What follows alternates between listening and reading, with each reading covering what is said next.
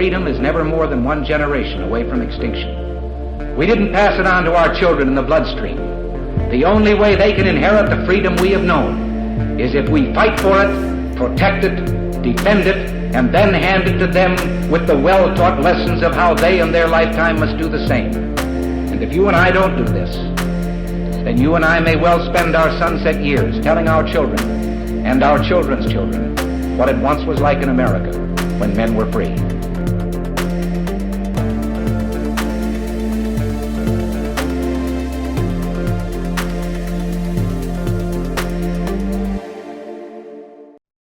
Hey everybody, welcome to episode number 394 of Gun Freedom Radio, where we engage, we educate, and we inform.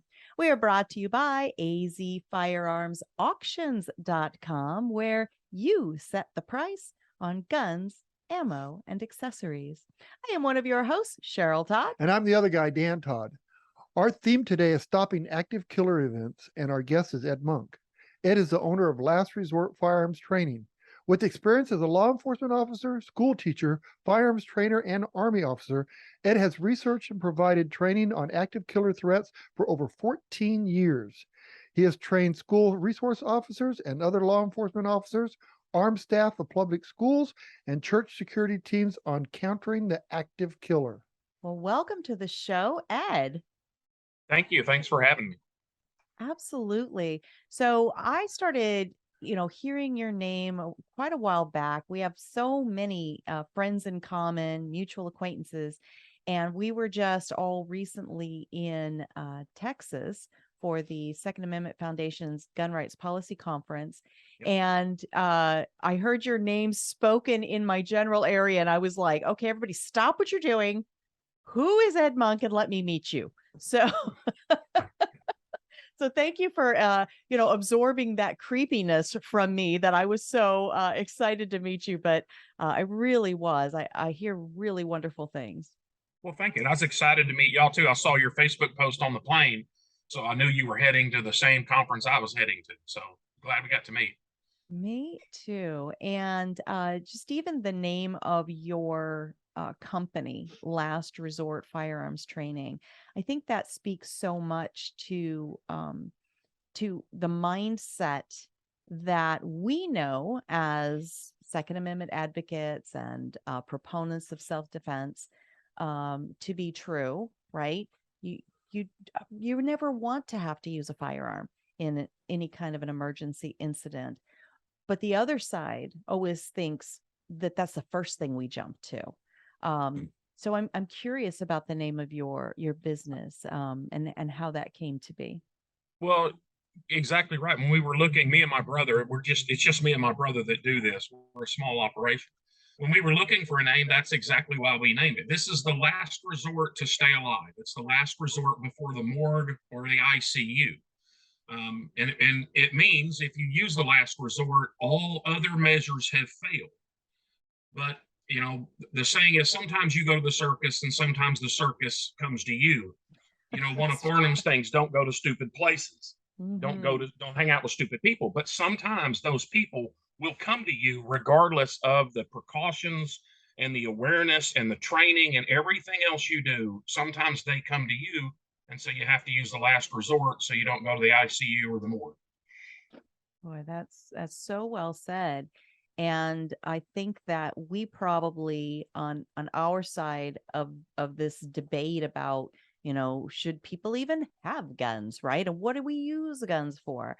I think we could articulate that actually more often than we do. And the fact that you've put that forefront as the name of your business, I just really, I value that. I think that's important for people to know. So, when you talk about that circus, that it feels to me like it's ramping up, and there's a circus in every city across this nation, it seems right now, when we're talking about, people acting squirrely and like aggressive and like clowns. Yeah, like bad clowns.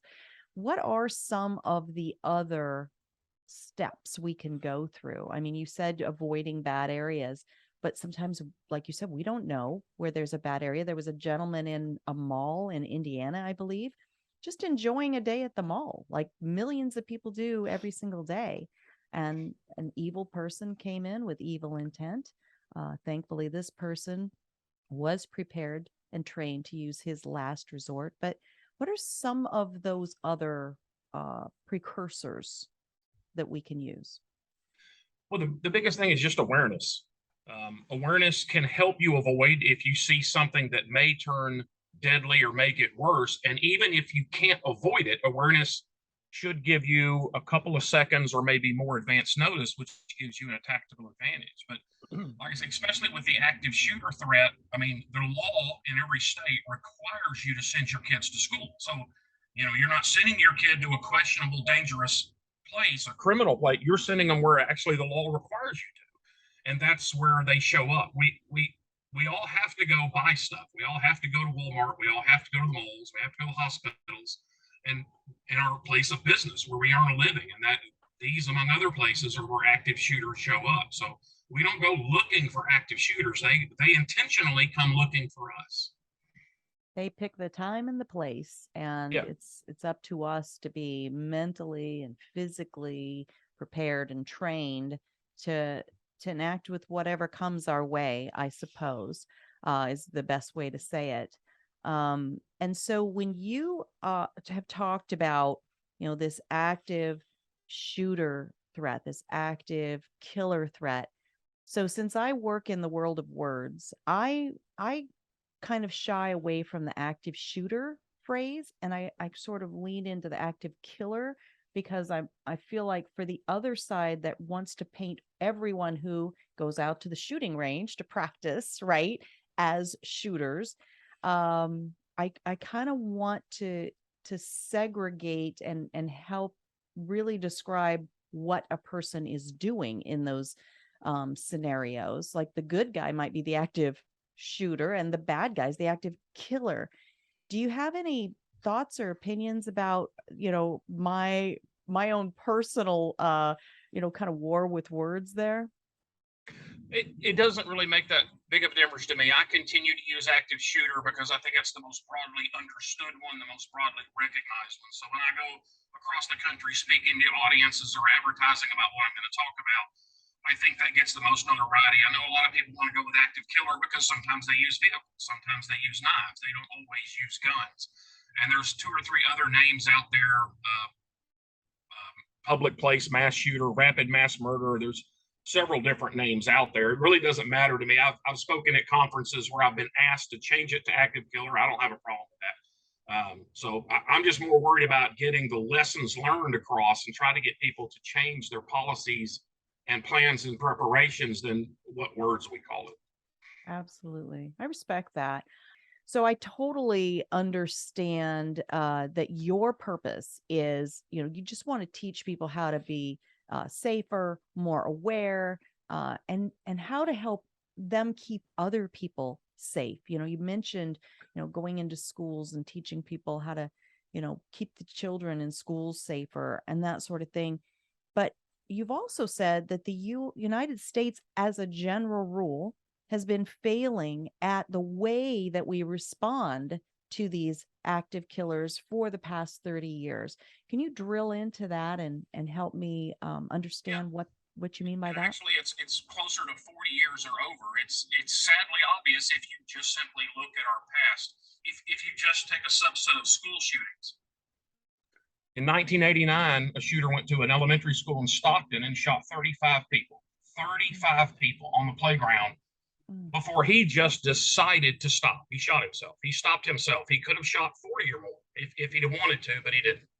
So we should have known before then, but even if we didn't, now we know 1989, we have this problem. It's not going to go away. So let's do something so that that number is not as high, because I can't find anybody that's happy with 35 people being shot. So we had 10 years to work on that. 10 years, a long time. And then we have Columbine in 1999, 10 years after Stockton. And 2 kids went in their high school and shot 34, almost the exact same number. And the only reason they didn't shoot over 100 was because 2 things. 1, they just weren't that aggressive. And 2, they decided after they had shot 34 to shoot themselves. Cops didn't get even to their bodies for hours later. They were in a school with over 2,000 kids. So we had 10 years to make some changes. We didn't make it. And so now we had Columbine. Well, now we have 19 years to fix it. And what happened? We had Parkland, where a expelled student walked back into his high school and shot 34, the same number as Columbine.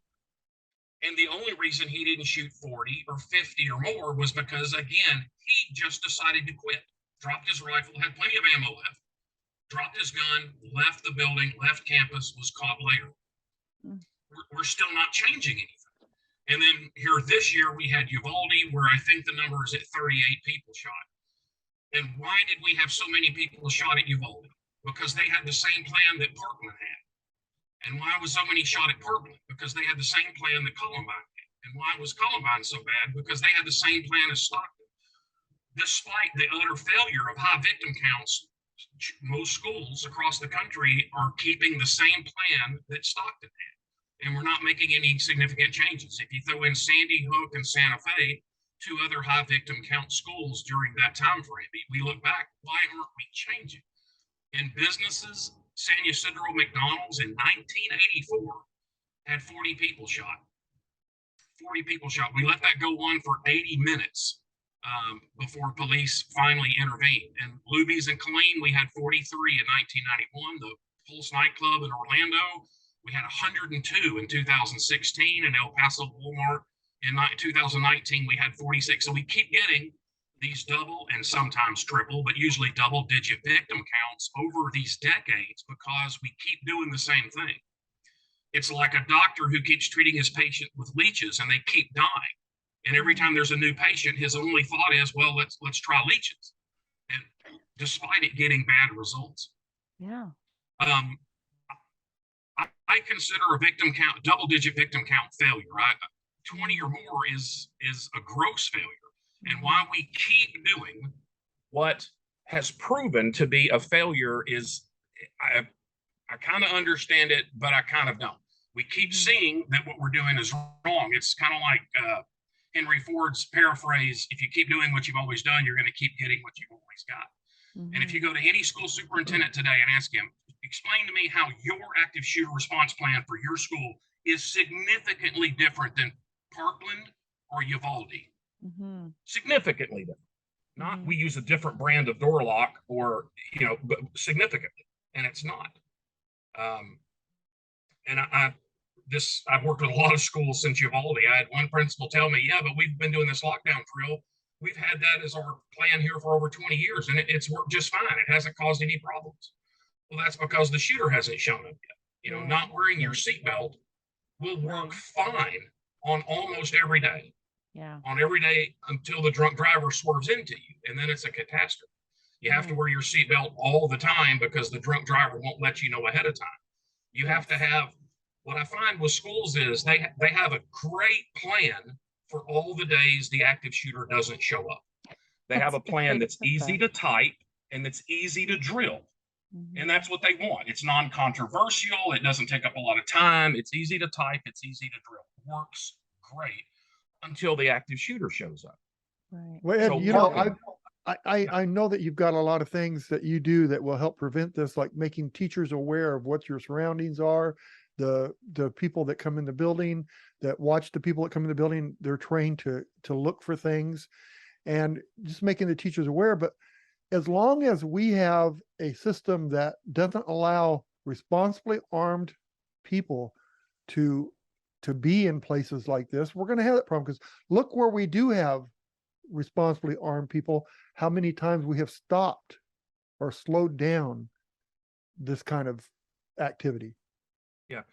When I go in, especially with schools, they'll say, well, you're pushing guns. Well, not really. What I'm pushing is a low victim count. That's the overall goal of why I do what I do. I want a low victim count. My goal is always, and the goal I recommend to every organization, is single digit victim count, 0 to 9. And it's attainable.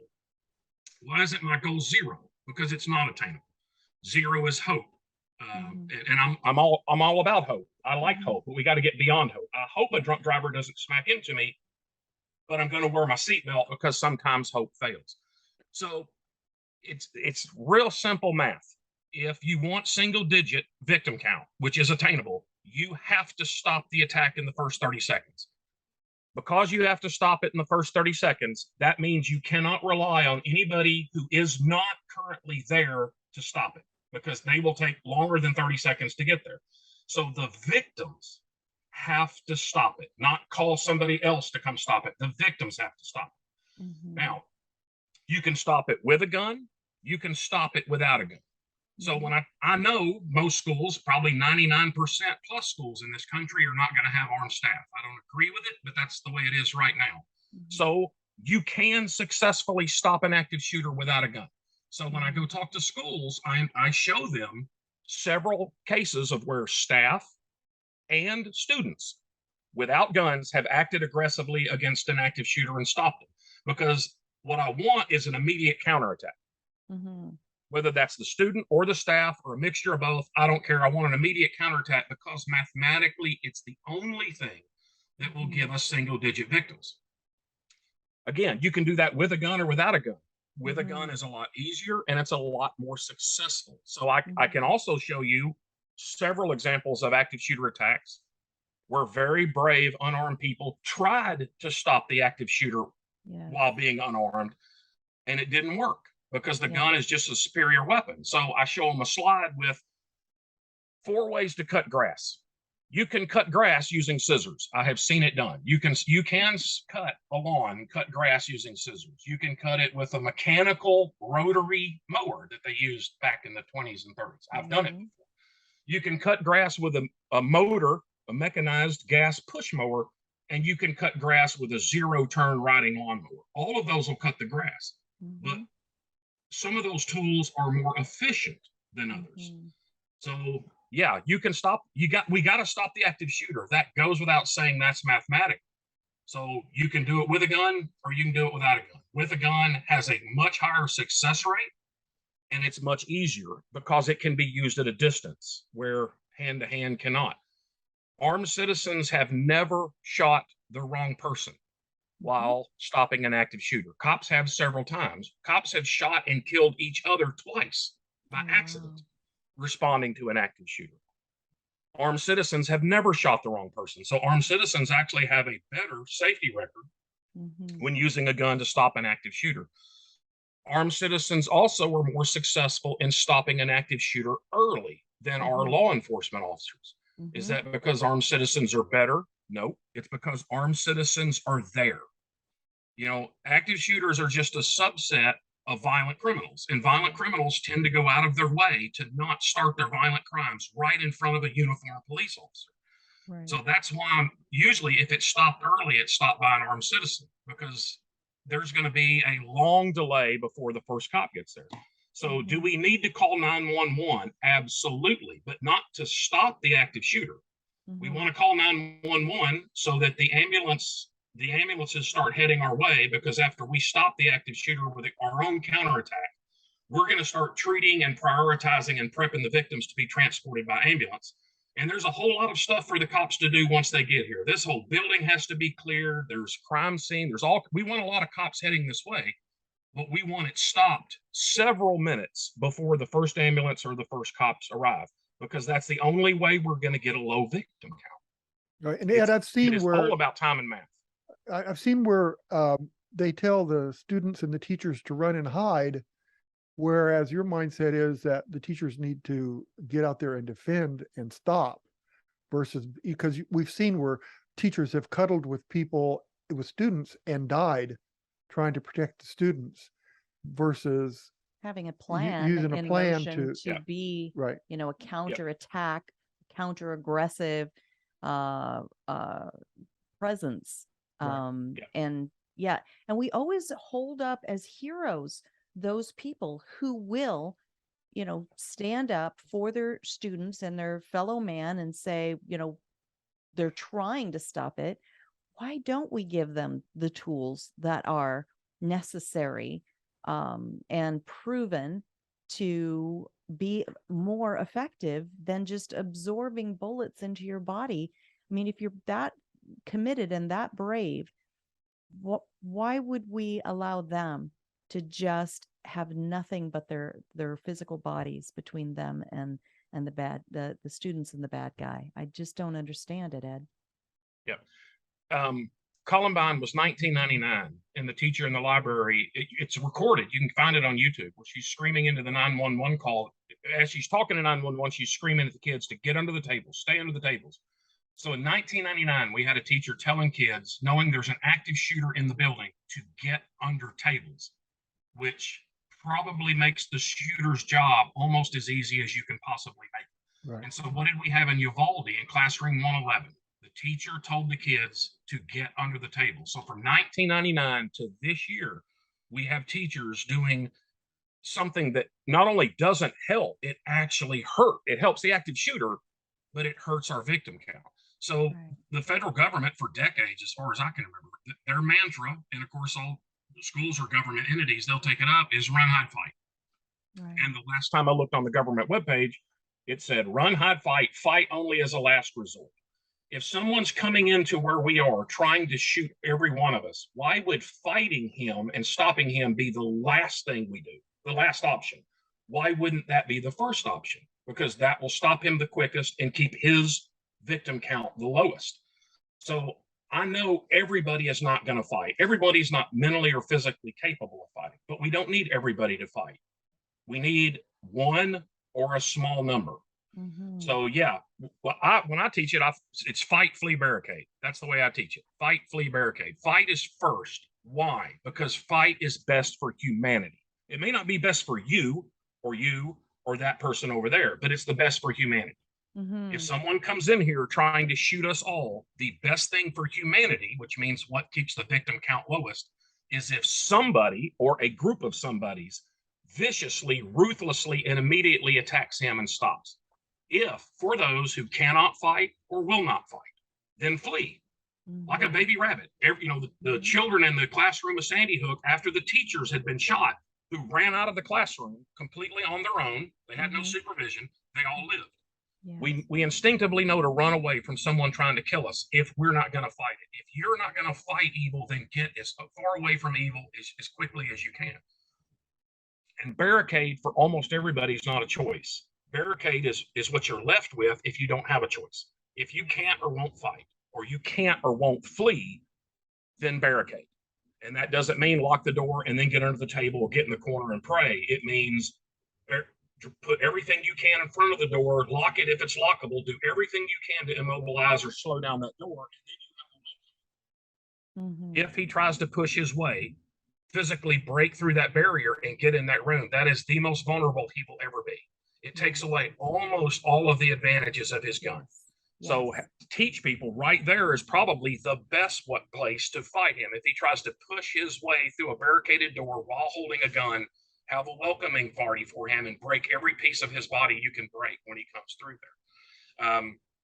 So that means everybody has to be ready to fight, because that may not be your personal first choice, but the enemy gets a vote. So you may try to run right into the shooter. You may try to barricade, or that's the only option you have, but he's determined to come into your room. Mm-hmm. So we have to, we're brought up not thinking this, and especially in schools where even if you are completely attacked and you're completely innocent, if you fight back, a lot of times you get punished for it. We have to teach them that on this day, we're going to allow things that we normally don't allow.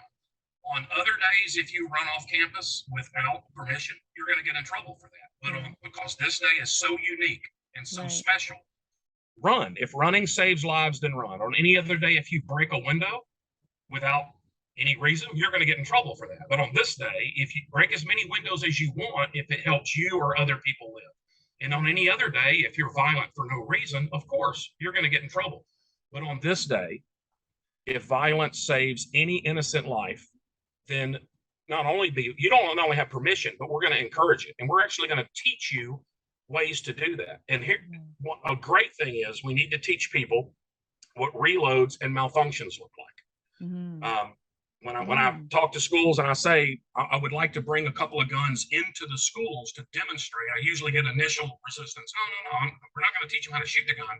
What we're going to do is we're going to teach your staff, and some of which probably have no experience with guns, we're going to teach them what reloads and malfunctions look like. because reloads and malfunctions represent a window of opportunity.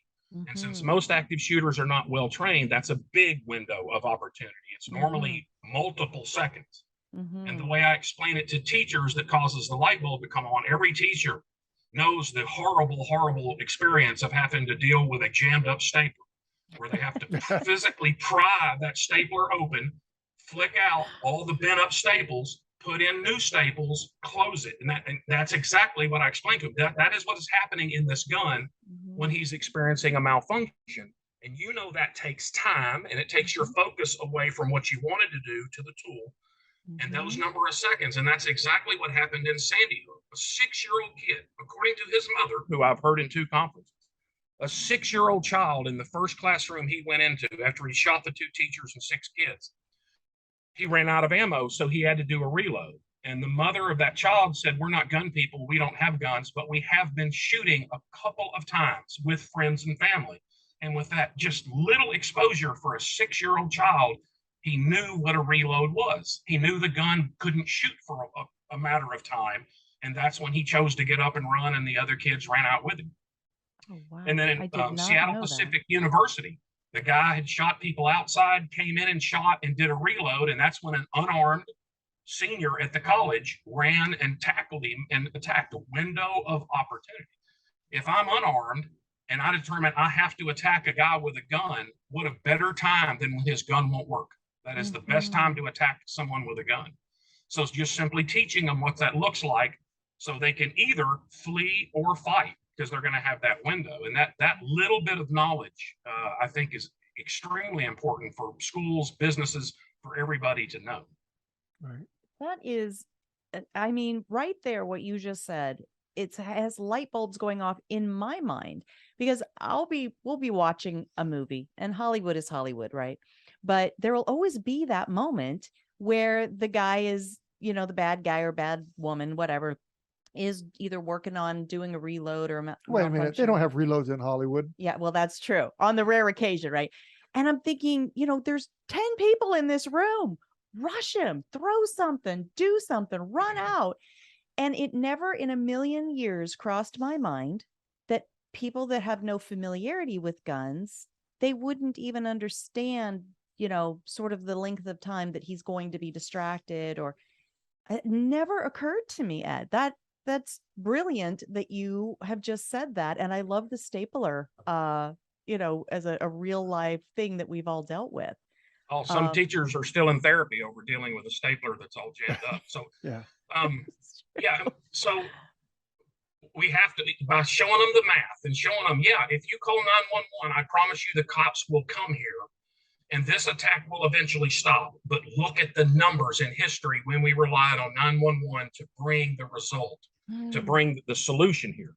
It's double and triple digits. So if you don't want double and triple digits, you people here, people in this business, people in this school, people in this church, you are going to have to stop this if you want a low victim count. And most active shooters, are they dangerous? Oh my God, they're dangerous. They're evil people with guns willing to shoot people they don't know, but they're not Navy SEALs. They're not ninjas. They're not John Wick. They're normally just punks that barely know how to make dad's gun go bang. And they have a lot of malfunctions that either slow them way down or they have to stop because they only brought one gun, or this is the last gun they were using and it malfunctions, and they don't know how to get it fixed.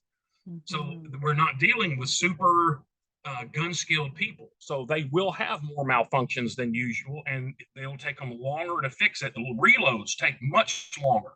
Us gun people tend to forget this. If we go to matches and gun classes where we're seeing and we're doing gun reloads in a second or less, that's not the normal punk active shooter. So these windows of opportunity are much greater, and we just need to learn that. Plus, if you're reloading or you have a malfunction and somebody's charging you, it's going to be even harder for you to do it because you're going to be watching him and doing that same time. So it is a perfect time. Well, and we know that they take the path of least resistance, because where are they taking their violence? To schools with little tiny children that couldn't possibly be able to meet their force with force. So we know if we've barricaded and it's hard to get in this room, they're going to move on. We know if we're creating a ruckus and a fuss and throwing things, that it is going to impact them in a way that they didn't plan for, I guess, because if they thought they were going to meet with resistance, I don't think they would be in these places where they're doing that. Do you agree or disagree with that? No.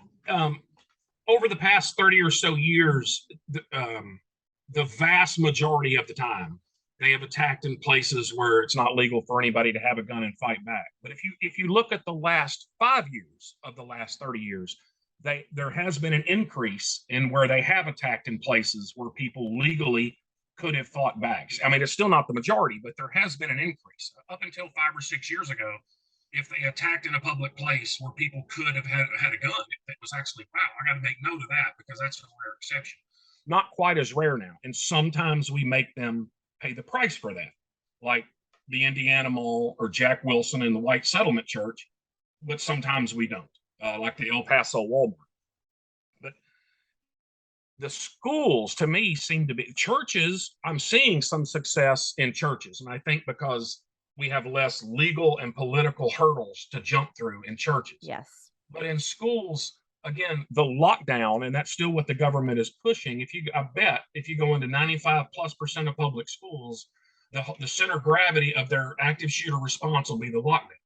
Yeah. Well, other places, but Parkland showed us what the lockdown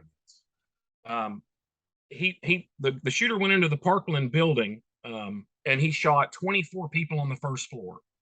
18 of those 24 were inside of their locked classroom, behind a locked classroom door. He simply shot through the door. And 18 of his victims on the first floor were shot through the doors. And then if you look at high schools, which high schools are over half of all school shootings. High schools are more than middle school and elementaries combined. The most likely place for a shooting to start in a high school is a cafeteria, either before school or during lunch. So when I go into high schools and they say, well, let me explain to you about our lockdown. And I say, well, how does the lockdown drill work in the cafeteria? Well, it doesn't. It's really made for the classroom. Well, but most of your shootings are most likely, she'll show me how the center of gravity, the main point of your response plan works in the cafeteria. Well, it doesn't, but it's easy to type and it's easy to practice. So that's what we've got in our 3-ring binder. All right, well, show me how it works in the hallways, in these classrooms. Well, they get behind these doors and they lock them. Well, isn't that what they did at Parkland? And what happened? He shot through the doors and shot 18 people. So would you be okay with 18 people being shot? And no. Well, then why are you having a plan that got that at Parkland? Right. It's just maddening. If the doors aren't bulletproof and the walls aren't bulletproof, then lockdown drills are a simple illusion of security. All he has to do is shoot through them. Shooting through doors happened at Sandy Hook. It happened at Santa Fe. It happened at Columbine. So we just think if we get behind a door, then we'll be okay. It's the illusion of security. After Uvalde this summer, I worked with a school, and the principal showed me these new, fancy, expensive locks they had put on all the exterior doors. They can only be opened with fobs, and they'd been tested, and you could shoot them with a bazooka with a nuclear tipped round, and you could not defeat these locks. But the locks were on the exterior doors that had glass panels above and below it. And I said, you don't think he would shoot through that glass? And the principal just kind of blinked at me like, well, she didn't say it, but it was on, well, that would be breaking the rules. That wouldn't be fair if he just shot through the glass. Well, that's exactly what Sandy Hook did. They locked the doors. They were locked, but he just shot through the glass and walked right in. And Townville in South Carolina, that was the shooter's plan. He knew the school was locked. He was going to shoot through a second grade classroom window, go in there, kill everybody, get the teacher's pass key, and then go throughout the school. So my say is that they're planning for the Geico lizard, but it's a Tyrannosaurus Rex that's going to show up. They have to start wargaming their plan against an evil, creative, motivated, thinking enemy, not someone who's going to walk up, rattle the doorknob, and go, oh, darn, it's locked, and turn around and walk away. Well, these are the same people, I assume, that think that if they put up a piece of paper that has a symbol of a gun with an X through it, saying no guns allowed here, that's all right. We've done our part, right? We've put up the no gun sign, and we're going to call 911, and this is our grand plan, and we are safe. Yes. High five, everybody. Go home. Good work. And it is so much breaking that mindset that, to people that study this, we see the obvious ways that they're going to go over, around, under, or through our plans, the bad guys. But I guess if you really just haven't encountered that mindset, do we hold them fully responsible for not looking for the answers? How do we break that? How do we break through that, Ed? I don't know. Yeah, but I think you said something. We have to start holding the schools. And again, that's a subset of active shooters because they attack other places. But we got to focus on schools because that's a big target, and the law forces us to send our kids there. So it's not like, well, I just won't go to the mall. I just won't. You can't not send your kids to school. I know you can homeschool, so don't get people upset over that. But we got to start holding the schools responsible, and that's we're really not doing that. So let's take Uvalde, for example. In most of these shootings, we learned the wrong lesson, and Uvalde is a perfect example. So most people look at Uvalde and say, well, but he walked right into that school. Had they locked their doors? What if they, and he did, the exterior door wasn't locked. What if it was locked? Right. The alert AAR said that exterior door had a glass pane on the bottom and a glass pane on top. They were not ballistic. He could have shot his way in just the way Sandy. So had the door been locked, it might have delayed him 10 seconds. So we just still had a high victim count. So the solution to this is not down at Lowe's or Home Depot about buying locks. Okay, I'm not saying don't lock your doors, but that's not the solution. Right. So he got in the building. Well, then he just walked right into that classroom because the classroom door wasn't locked. They should have locked the classroom door. That's what we should learn from this. Well, but what did he do before he walked in there? He shot through the wall from the hallway because the walls were just drywall. So just like Parkland, he shot through the doors. This guy shot through the drywall and then he entered. So what if that door was locked? He could have just kept shooting through the drywall and shot everybody in the classroom. But we want a magic pill. We want a simple answer. Oh, well, if they just locked, see, we lock our locks, so we're safe. You've only got a high victim count because they didn't lock their doors. Now, had they locked them because evil came there wanting to kill people, they'd have still been kept. And then the big one's the police. Oh my goodness, horrible police response. And yep, we can criticize that all we want. But if Clint Eastwood and John Wick and Chuck Norris would have shown up when the Uvalde police showed up, we'd have still had a high number. Why? Because of math and time, which is what this is all about. Cops entered there at the 2-minute 50-second mark after the shooter had entered the building. So he was in that building for 2 minutes and 50 seconds unopposed before cops even entered the building. Wow. He had shot, I think he had shot about 90% of his rounds before the cops entered.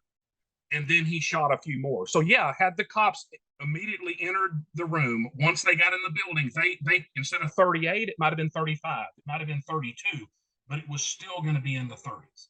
But we like to look at things we can criticize and say that's the problem. Had the cops done the right thing, we wouldn't have had a bunch of shot kids. Yeah, we would have. Just not quite as much because of time and math. That school has to be responsible because they had the same plan that Parkland had, the same plan that Columbine had, the same plan that Sandy Hook and Stockton and Santa Fe had, which is as soon as we figure out there's a problem, we'll get to a phone, we'll call 911, and we'll let somebody else come deal with it instead of we're going to stop it. So Ed, I have to interrupt. Well, let me say one thing real quick, babe.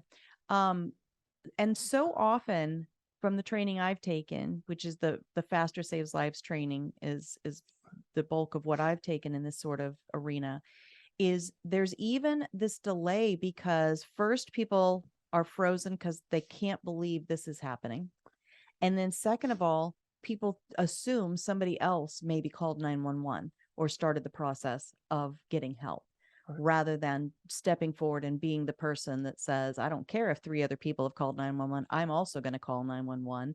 And I've got to bust through that barrier of, well, this doesn't happen here. This is a good neighborhood, or this is, a good school or whatever. And, not be afraid to overreact in the sense of, starting the process of identifying that there's a problem and enacting a plan of some sort.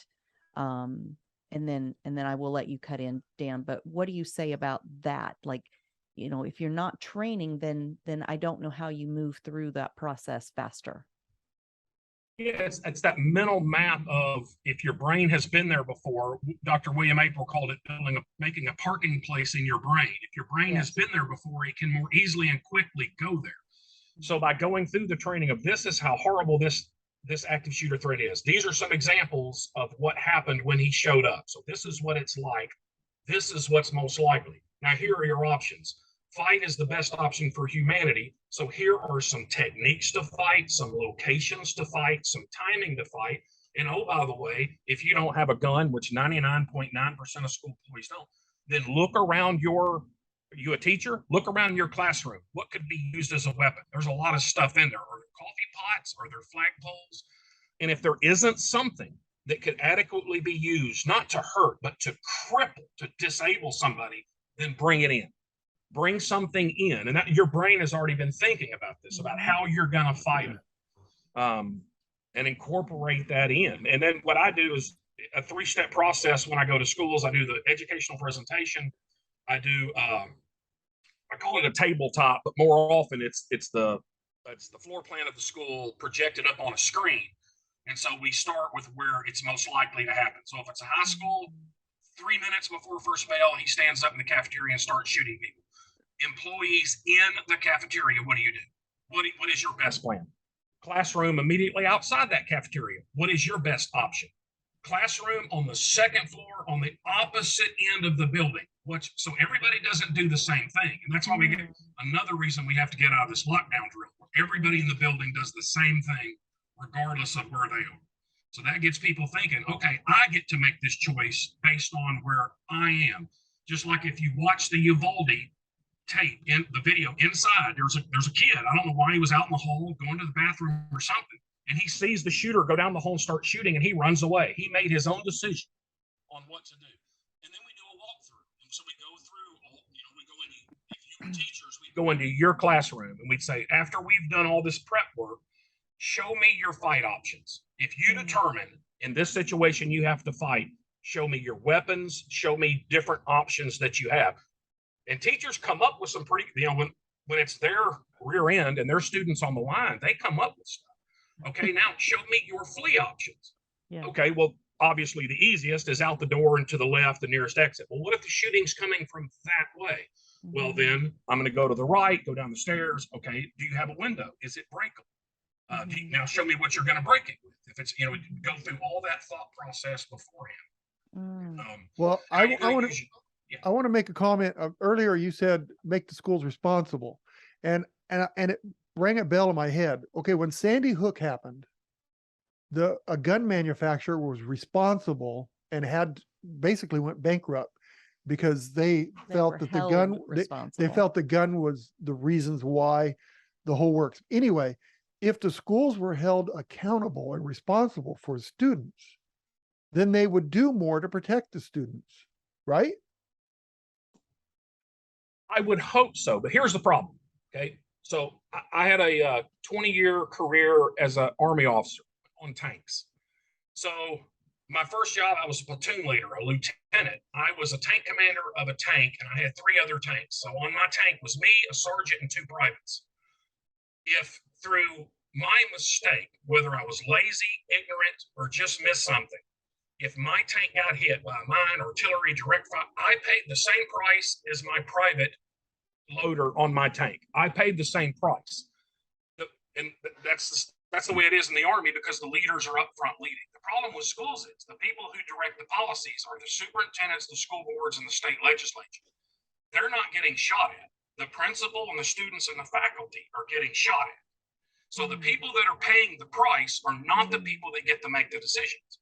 And this comes true a lot when I talk to schools, when the whole school is in there and all the people up front, as I'm going through the attacks and how bad it is, they're looking back at the back row where the superintendent and sometimes the school board is sitting going, he's right. We are, if he comes here, we are sitting ducks. What are you doing?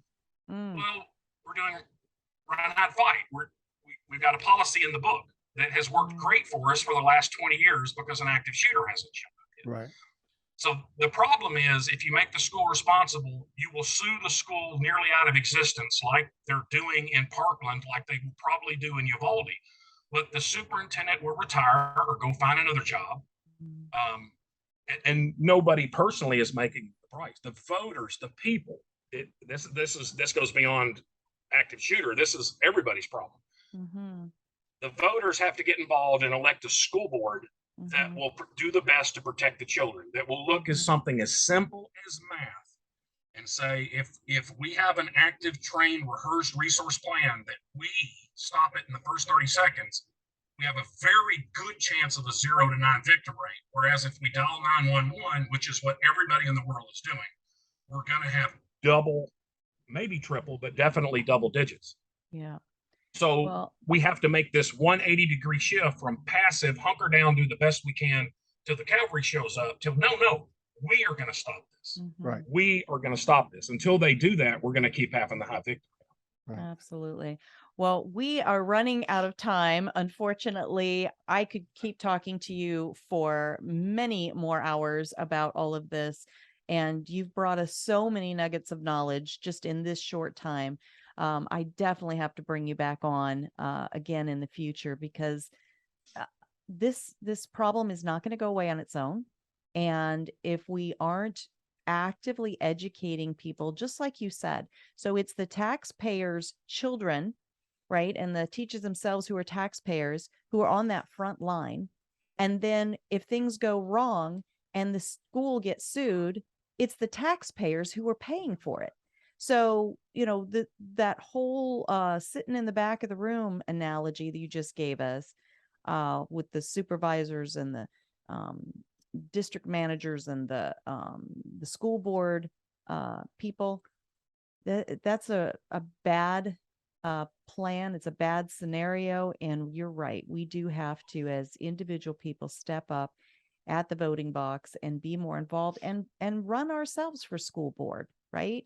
To help make that change from the inside. But Ed, thank you so much. Would you tell folks how they can take your training, right? Because you go everywhere, I believe. We don't have to go to where you are necessarily, but tell folks how they can follow you and get your training.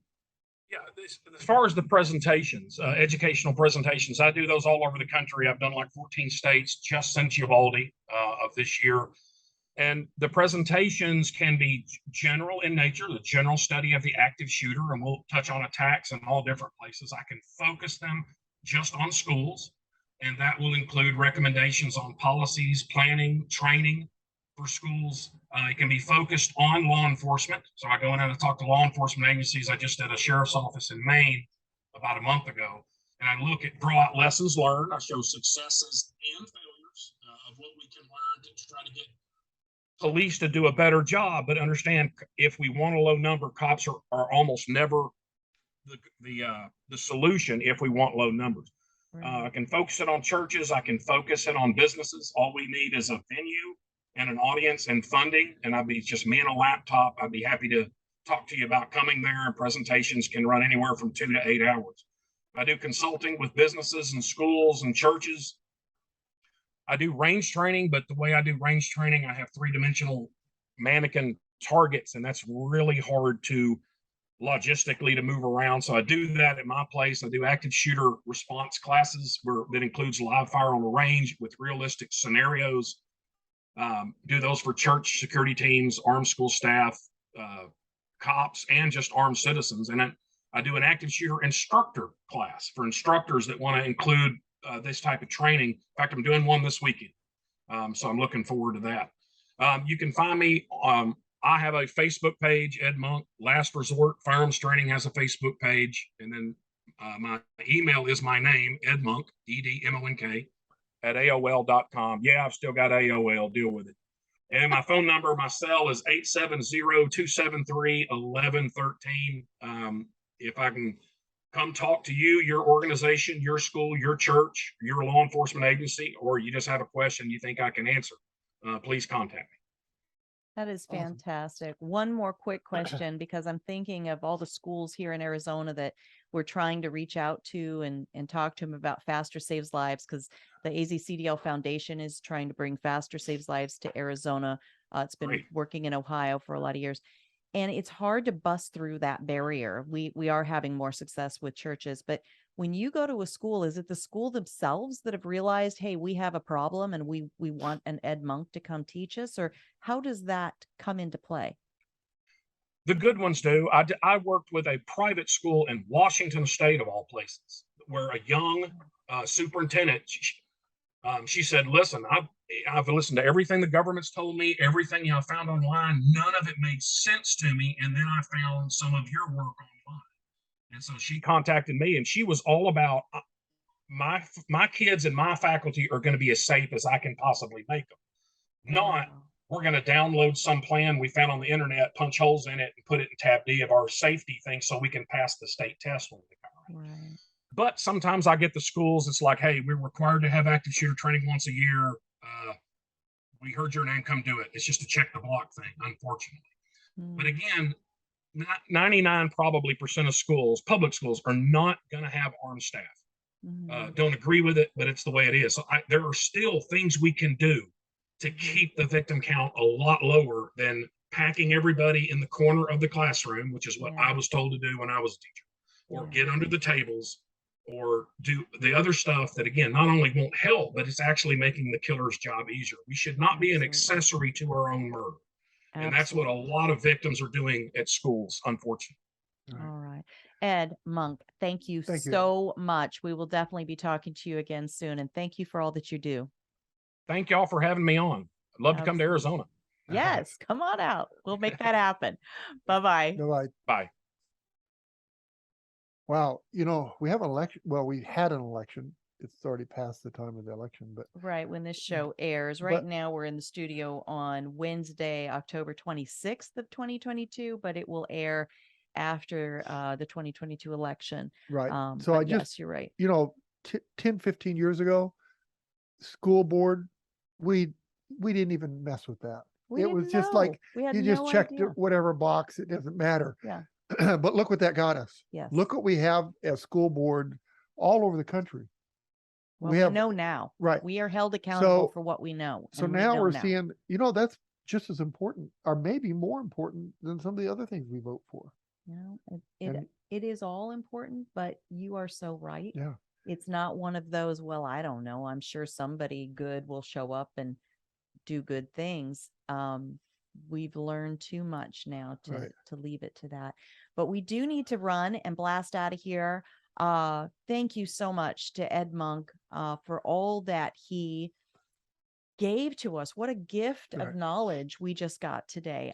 I'm so excited about that conversation, and I do want to bring Ed to Arizona and talk to a lot of organizations that I have on my mind about how we can do things better, and really hold them accountable. Like, now that we've educated you, now you're responsible for what you've learned. Thank you to our awesome listeners all over the globe. We value your time. It is your most finite commodity. And when you spend it with us, we notice it and we value that. If you would like to go back and watch any portion of this show, you can go to any of the online video databases or websites that are out there. YouTube is doing its best to kick us off. We have 2 strikes as we sit here that they will not wipe away. And if we get one more strike, which is very possible because the strikes we've gotten are from, you know, a year and a half, 2 years ago, shows that we've posted. It's not like they come and say, hey, listen, we're not real happy about this content. Would you remove it and give us that opportunity? I believe we would say no, because what are we? We are Gun Freedom Radio, right? We value our freedom to say, you know, what we say, and our guests to say what they say. Nobody's making threats, or, you know, it's just opinions. Well, you just blew it, because now you've told the whole world that YouTube may pull or plug. So what are they going to do? They're going to pull. They're going to pull a plug. So, but, you know, we are not an opinion station. Well, what we do is we interview people to to find out what's going on in the world. Right. And they have an opinion that they're sharing, right? Right. And so when they say from their area of expertise, Isn't YouTube all about opinions like that? I would have thought. I don't know why we are in the place we are right now. But at any rate, we are. It's unfortunate. We have just started a Rumble account. So if you would look up Gun Freedom Radio on Rumble and subscribe there, that would probably be our best home for our videos. We're on GunStreamer as well, but there's a little bit of a functionality issue we're dealing with right now. Getting our product to post, our videos to post, we're struggling with a little bit. So we're in a little bit of a transition period, kind of like the rest of the nation. But I would suggest people go to Rumble or to OpsLens, the smartphone app. Our stuff still gets posted there. But our audio, if you're like on a long drive, looking at the beautiful leaves changing, or you're mowing the grass, as Ed talked to us about. With scissors, right? But you just want to listen to the audio only version, go to GunFreedomRadio.com, click the on demand tab. And what are they going to do, Dan? We're going to binge listen to a Heart's Content Darling. And John Petrolino is a good friend who is a journalist, and he enjoyed when we were in Texas. We saw him, and every time I passed him in the hall, he's like, darling. And that's your thing. I never said darling. That was you. Darling. I did something? Yes, you did something. Anyway, and if you want to see the bios and links and works of all the guests that we've ever had on, there's a tremendous resource on our webpage. You just go to gunfreedomradio.com, click the guest tab, and just when you spend time there perusing the amazing subject matter experts that we've been blessed to interview on this show, we don't hate it when you spend time doing that. Right. And I think that it's time well spent, because you'll learn a tab that says something about following or whatever. Yes, please follow, subscribe, hit the notifications button every time you get a chance to, because send us $1 million. That would be awesome. That would be something. We would definitely use that well. How about this? Either send us $1 million or click the tab. Subscribe, right? Subscribe. I love it. Well, that's one a of the great two. Choice. And just give us a call if you want to know where to send the check for the money. That's fantastic. All right. Well, until next time, pray for our nation. Yes. Pray for the people who are in leadership positions. Yes, and especially the ones that might get boosted out. Yes. All of them, Dan? Every single one of them. Every single one of them. Maybe especially the ones that you don't particularly like too much. There's got to be one or two of those. Well, there's a good way to say how you don't like somebody. At the voting box? Yes, right. It's harmless. It only affects one person. Well, it affects a lot of people, really, because if you vote the wrong people in, it affects the whole world. Ooh. But anyway, don't do that. Make an informed, educated vote, please. Yeah. Every single time. All right. Until next time, be good to each other. Have a great week, and God bless. God bless. Bye-bye.